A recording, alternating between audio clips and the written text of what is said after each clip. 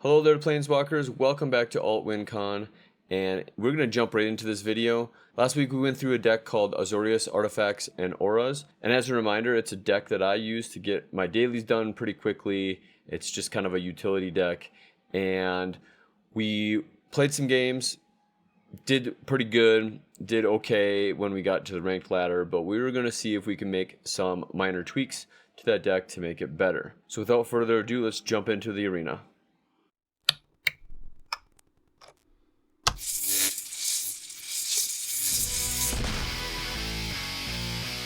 So here we are in my decks collection, and here is that same deck that we used before.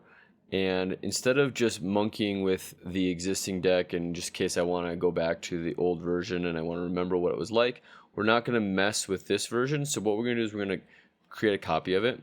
So the arena allows us to do that. If I click on that and then I go down here at the bottom, I can do clone. So we might try this a couple different ways. So we might try this where we are going to keep it as a historic deck and just make it better and more efficient. I'm also interested to see if I could make it be Explorer legal, which means that it is going to take out some cards that are not currently legal in Explorer. But what that means on the competitive side of things is that I wouldn't be competing against people with decks that use alchemy cards and kind of some of the crazy combos that can come with some of the alchemy cards. So this can end up being some kind of point of contention of, do you like alchemy or do you not like alchemy? Personally, I like to make my decks that if somebody wanted to, they could go out and get that deck in the paper version and play with their friends in real life and not just in the arena. And so I tend to make my decks that don't have any alchemy, or we call them online only cards, but doesn't mean that I think it's bad. It just means that that's my personal preference. I do end up competing against plenty of planeswalkers that do have alchemy cards, and I think it is perfectly valid within the arena. And it's just a matter of, if I want to make it a little bit more competitive, I can make this deck Explorer, or I can make this deck standard legal even. So we might try a couple different versions. All right, so this is the deck as it was before, and I'm just going to do some minor tweaks and see if I can get a little bit more card draw. That's one thing that I want to. I feel like sometimes if I don't get off to a really fast start and I don't win right away, then it can be hard to come back in the mid games. So because I'm running out of cards or etc. So let's go ahead and look for something that will do that. One thing we can do here is we can use the filters up top. So I don't actually really want black in there, and I want to look for things that are not collected, and then I want to keep the mana value pretty low. So I'm going to go white and blue and artifacts that are 0, 1, or 2 mana cost. And it can be anything that I own or don't own. And in this case, I know that I'm looking for something in particular that gives draw. So I can put the word draw into there. And that is going to trim it down even further. This one here, Esper Sentinel, looks good. It looks like it is going to be really low mana cost, and it is a creature. It is an artifact creature. It's going to count as an artifact for all of my other synergies. If the opponent doesn't pay X, which is whatever X is, whatever Esper Sentinel's power is at that moment, then I'm going to draw a card. And if I pump up Esper Sentinel, then the opponent paying a larger X is very unlikely, which means I'm very likely to get card draw. I've seen a lot of people playing this in similar blue-white builds, and so I think this is going to be valuable. So I'm going to go ahead and add probably 3 of these. Now you notice down here that they're a little bit grayed out, and that's because I don't currently have those cards, and I will have to craft them using wild cards. So that means that I have to take out probably 3 things. One of the things I'm going to take out, just because I haven't found that it's really like winning games per se, is the Eater of Virtue. So it's just a little bit slow. It does count as an artifact, which is great, but it is a little bit slow and it's not really a deal breaker. So I'm going to take that out. And I also might take out one of the glass caskets and maybe one of the vault scourges as well. So that brings me back down to 60. So let's see what else we want to search for here that might be beneficial to us.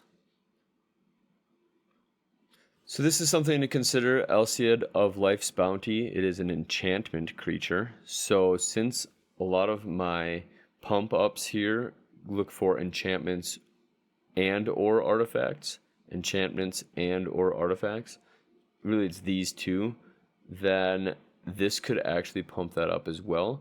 But it also has lifelink, and it also has the ability to sacrifice it to protect something else. So I'm going to consider that, maybe put that in the sideboard. Oh, it looks like I already have one in the sideboard. So that is something to consider. This is another cheap spell that is an enchantment that I see a lot of people playing, and it can slow the other people down. When they put creatures on the battlefield, they come in tapped, so it slows them down from being able to attack you right away, as well as it is an enchantment that will count towards my enchantment count for my pump ups, and I have a little bit of life gain. So I think this is another good one that I'm going to want to play a couple copies of. So I'm going to add a couple copies of this. I'm going to take out one of the ornithopters and one of the portable holes. So here's one that would act similar to Slip Out the Back, except for it doesn't phase it out completely, and it would let you scry one instead of pumping it up.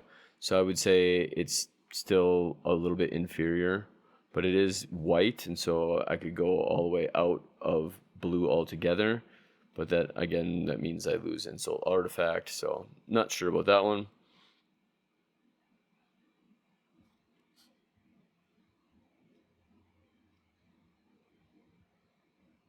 I'm being quite selective and making sure that it still fits into my strategy, even though it might be a pretty good card. This is an interesting card, and it would be good, especially if I had things that do things when they enter the battlefield. I think the only real things that do that are my Ingenious Smith. I'm going to put one of those in the sideboard just so I remember about it. So this one's interesting. It is another artifact creature. It is for 1 white mana, and it is a 1/1, but it is a 2/2 if I have any other artifacts, which I clearly will, but it's kind of the limited pump. It only pumps it up the one time, so it seems inferior to some of the other stuff. Doesn't have evasion.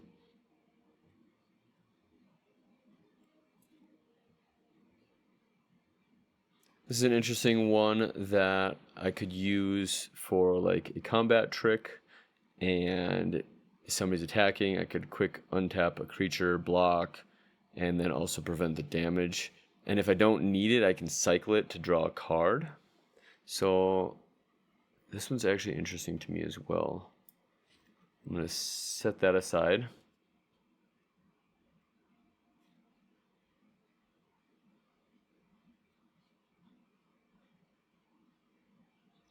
New Lord of the Rings one that's similar in that I can untap it and use it as like a combat trick. Ethereal Armor. So this is very similar to my All That Glitters. It gives the enchanted creature +1/+1 for each enchantment that I can control. It doesn't have anything to do with the artifacts though. It is cheaper, but the enchantments are the ones I'm putting out anyway, so I would say no to that one.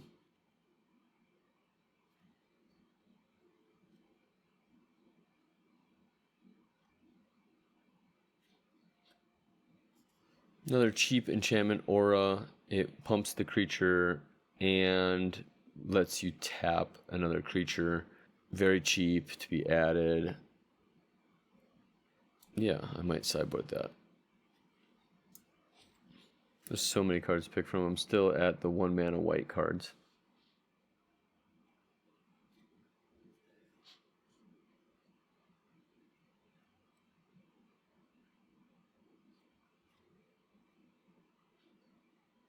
Lauren's Escape, again, very similar to Slip Out the Back. It is white, 1 mana, and target artifact or creature gains hexproof and indestructible until the end of turn, and I get to scry.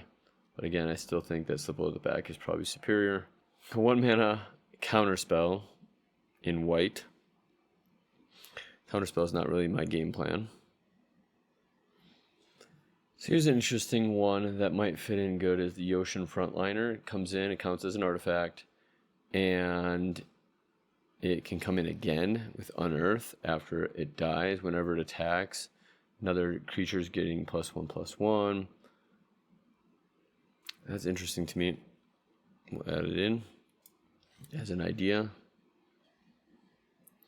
This one would be good, but most of my creatures already have flying. The card draw is actually pretty cool, but is it worth putting in there? I'm going to say no, probably. So this enchantment is actually pretty interesting. I think it's pretty specific to who you're playing, but a lot of people are doing reanimate decks, and they are trying to put expensive things in the graveyard and then cast them for cheaper. So this would be great for stopping that, since my deck doesn't really do it at all. But is it worth it taking a slot?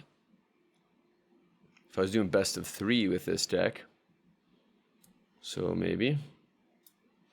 Here's a new card. All enchanted creatures that I control get +2/+2. So anybody that has an aura on it already would get an additional +2/+2. And this counts as an enchantment itself. The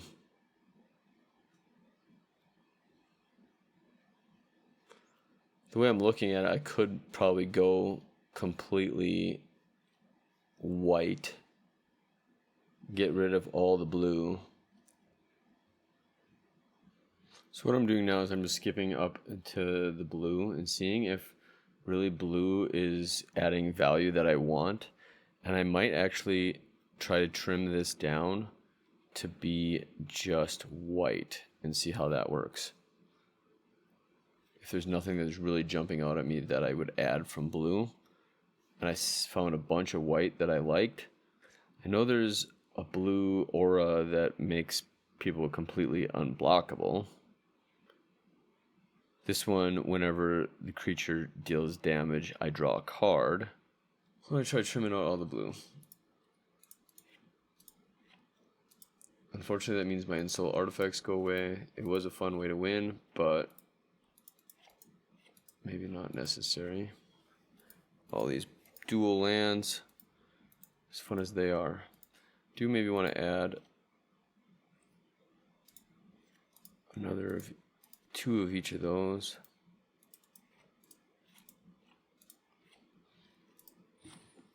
And then, out of curiosity, let's see what is Explorer legal. So the Vault Scourge could go away, but Esper Sentinel is also not legal in Explorer.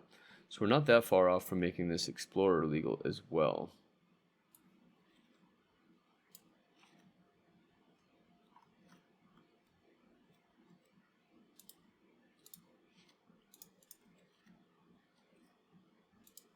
Is basically the same. Shelter, target creature you control gains protection from the color of your choice. Target creature you control gains protection from the color of your choice. So it's the same thing, but this also gives me the ability to use it as a land if I need to. So I'd rather have that. So this can actually go away.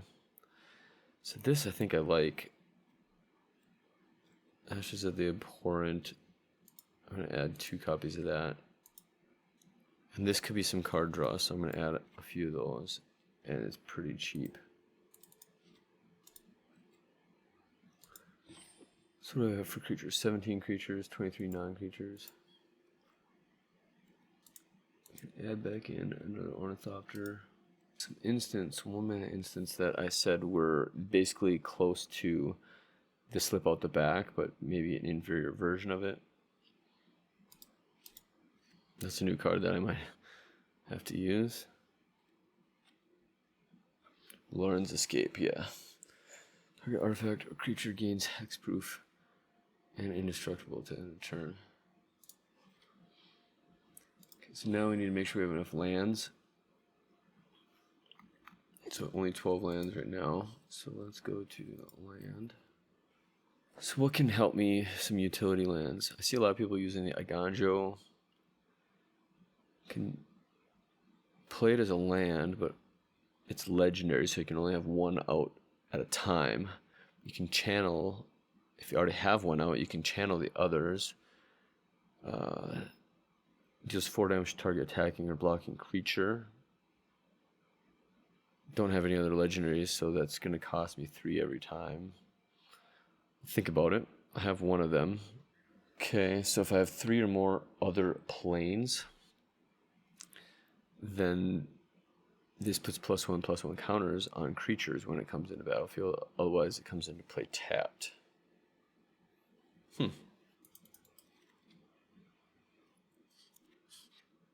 Originally, this was in the deck that I got off of MTG Assistant. And a way to pump up all your creatures. I just never found that it was really that helpful. Card draw from Fair Basilica comes in tapped. This is another one of those utility ones similar to the Sajiri Shelter, where it's a land, it comes in tapped, but it also can just be deal damage, a burn spell basically.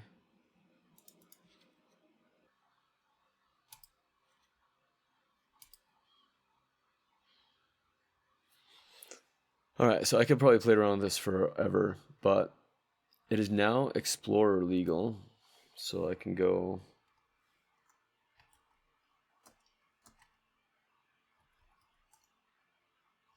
It's no longer Azorius either, so this is AA, Artifacts and Auras.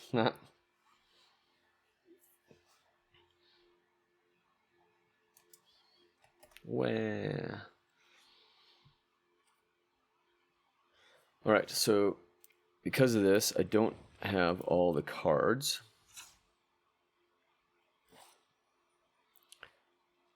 What am I missing? 4 rares, 5 uncommons, and 4 commons. The rares that I'm missing are this Ashes of Abhorrent, 2 of those, and Authority of Consuls, 2 of those. This I think is going to be pretty versatile and be usable in a bunch of others, and this might too, a bunch of other decks. So I'm going to go ahead and say just craft them. So it's going to use 4 of my rares, 5 of my uncommons, and 4 of my commons. Alright, so just like before, let's go ahead and see how this does. We're going to go ahead and test it once or twice against good old Sparky and see how it goes. Alright, Sparky, see if this deck even really works. Hoping I have enough mana. Everything's super cheap. Now let's play.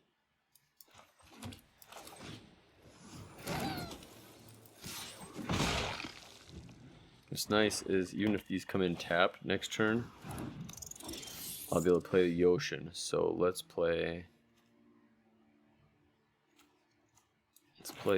this one. It's going to come in tapped. Oh, Typhoid. I think better would be to play this. Tap the Typhoid Rat. Yeah. Free hit in. I can portable hold it next turn. Or I can portable hold a Scoundrel. 2 mana. Whew.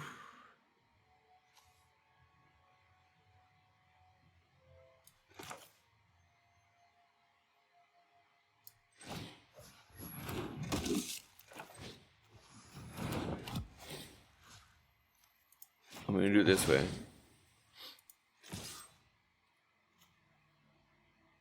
Oh, whenever it attacks. Yeah.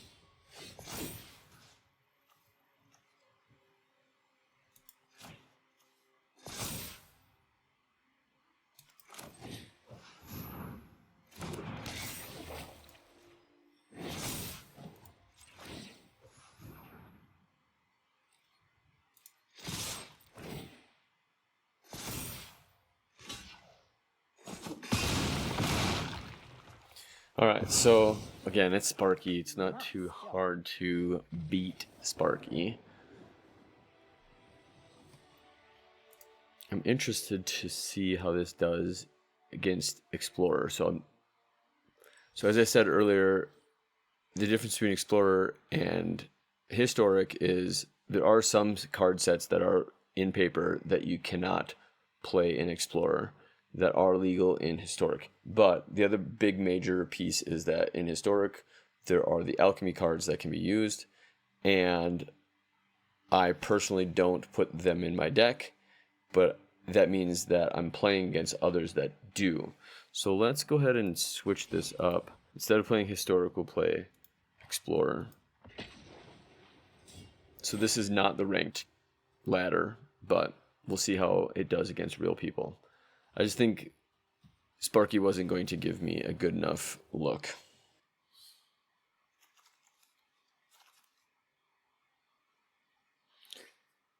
So everything is super cheap. It's 1 mana, everything. I only have a tapped land, but I can play the Ornithopter for turn 1. I'm going to chance it.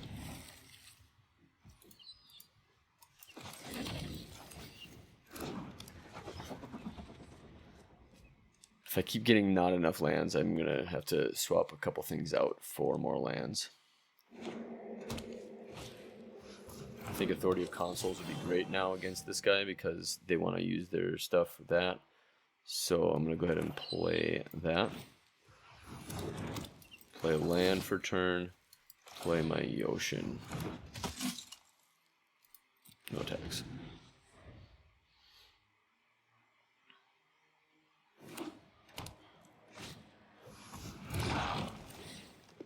Nice.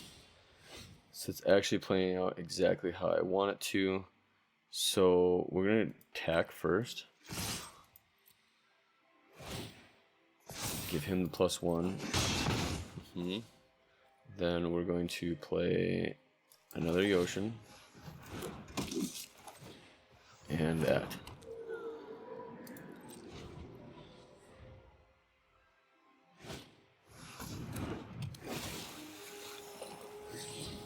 See, I think this is really helping, actually. That's a big dude. If he attacks, I'm going to let him through.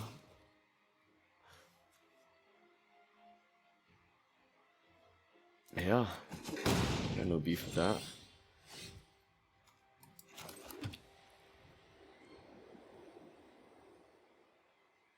Alright.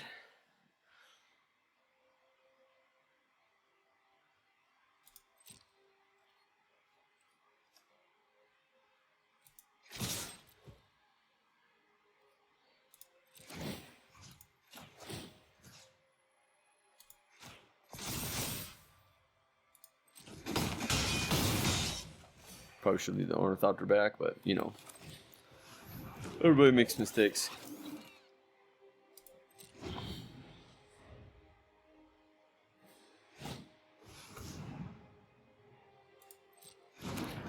Alright, all this exploration here. Gaining life. Interesting.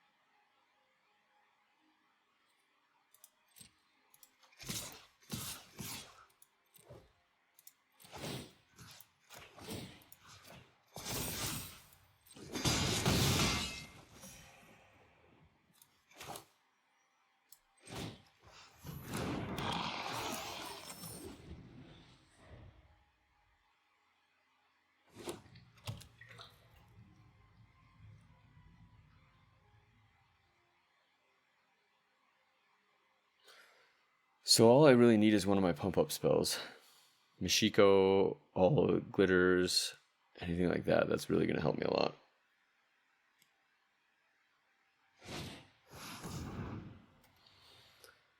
Alright. He's going to destroy an artifact, destroy a creature, destroy an enchantment, destroy a land. Wow. Nice. Target creature you control gains protection from the color of my choice.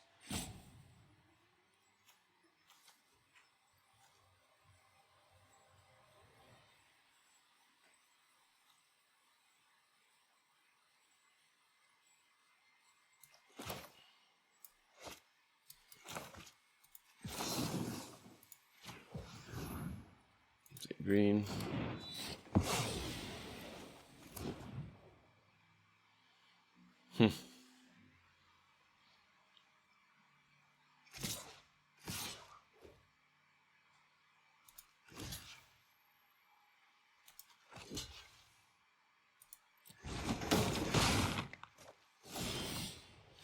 There we go. There we go.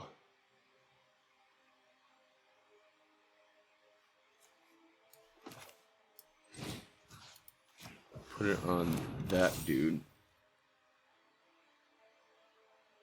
He's flying over the top of you. Yeah. And he stays big. Alright, that might be super helpful. Let's go.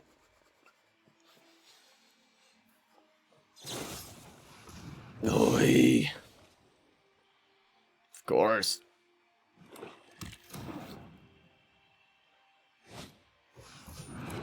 This guy's got everything he needs.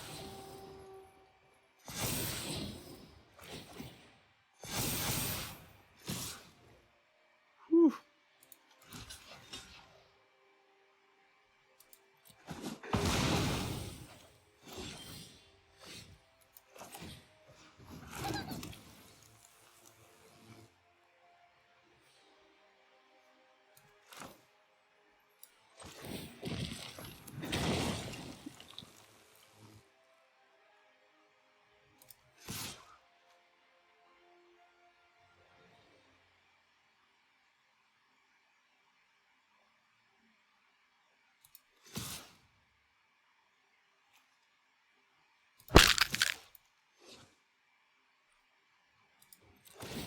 I don't know what I'm doing here.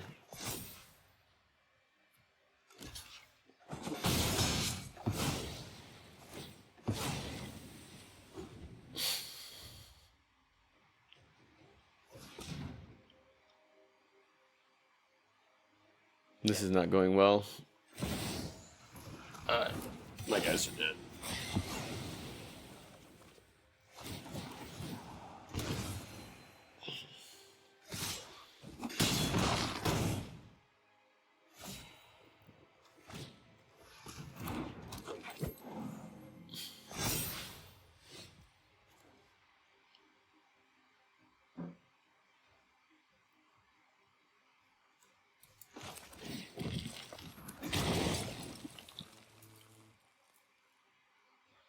I mean, just for the fun of it, I could go.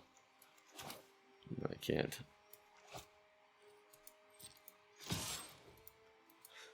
Yep, good game.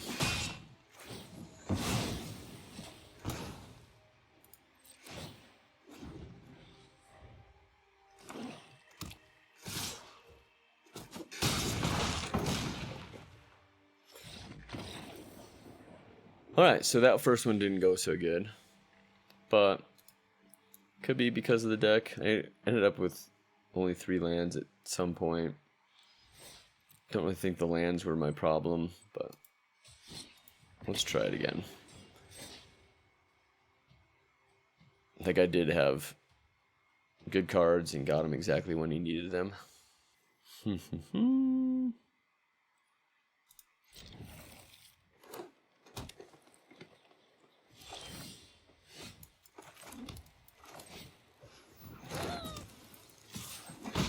We're going to try going fast here.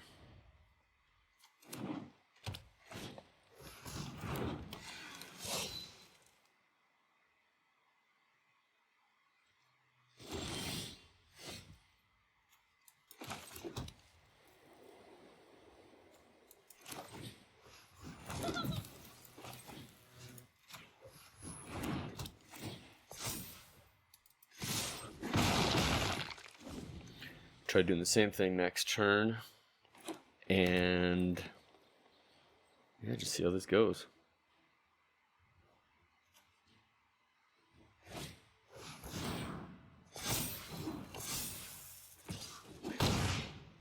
Okay.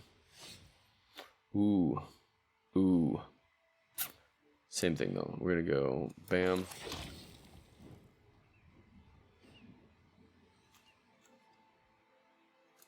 Bam.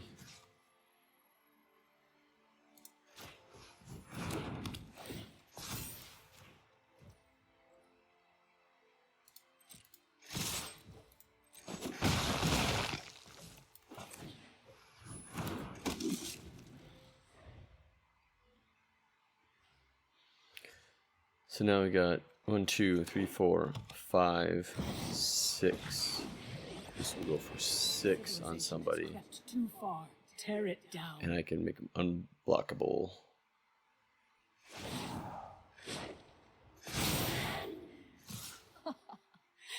Stomping time. 8. Yeah, I'd say go for it. Now everybody can go through them. Even better. I think I do this still first.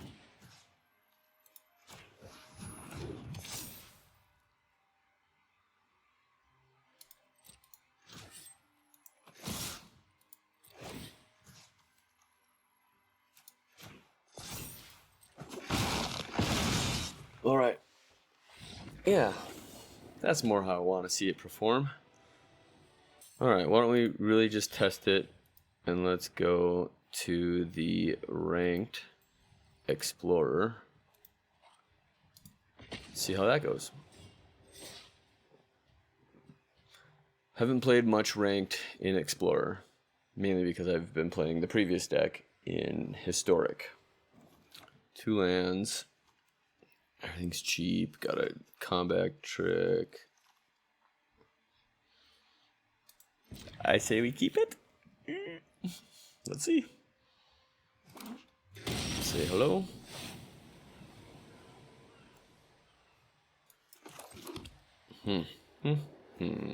Let's go this way.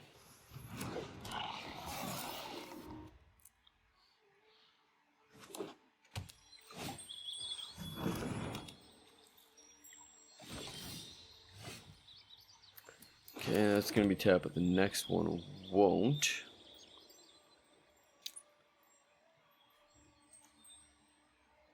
Add 2 mana. Let's take care of that right now.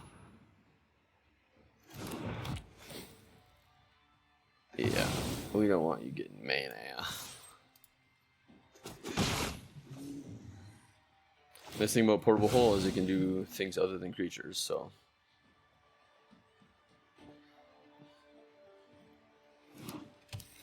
Choose a forest.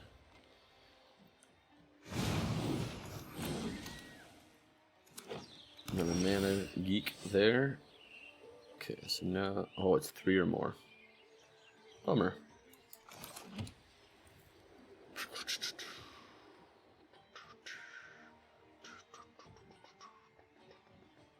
Let's do this.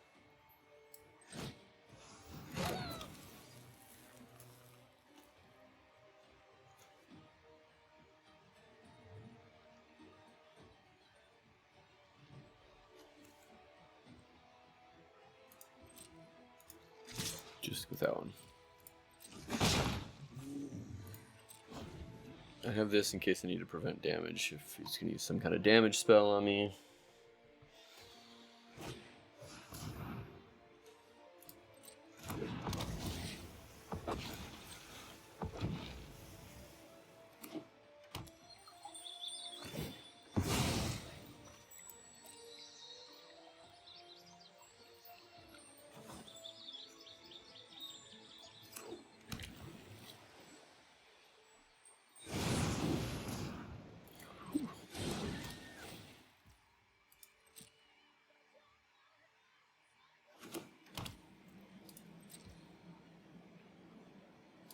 Elementals.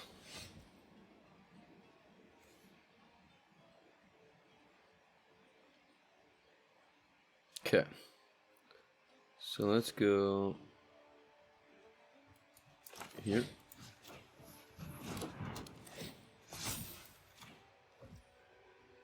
Let's go here.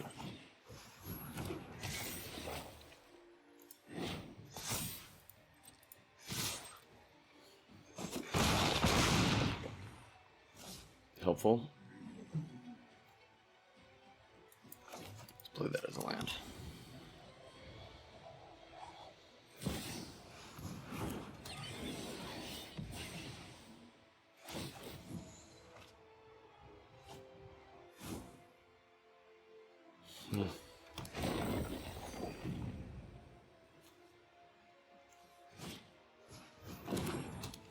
I think it should be good.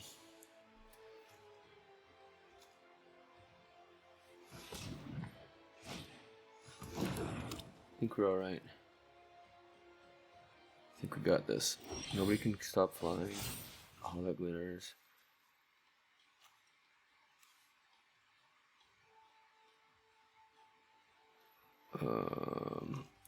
Put on him.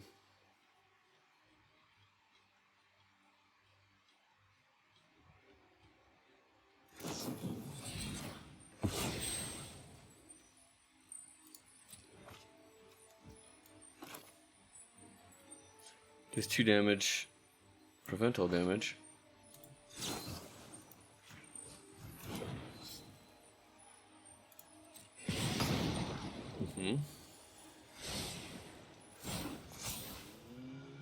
And then,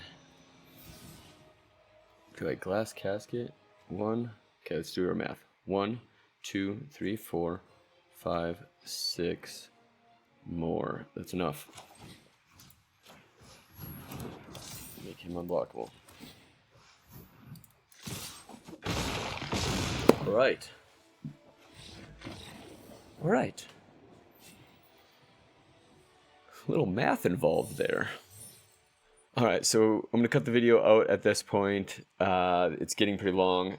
I think it works. There is one more variation that I want to play with, and it is something that might end up being standard legal, and it might end up using another color. And so I'm going to save that for another video, hopefully very soon. I will see you guys in the arena.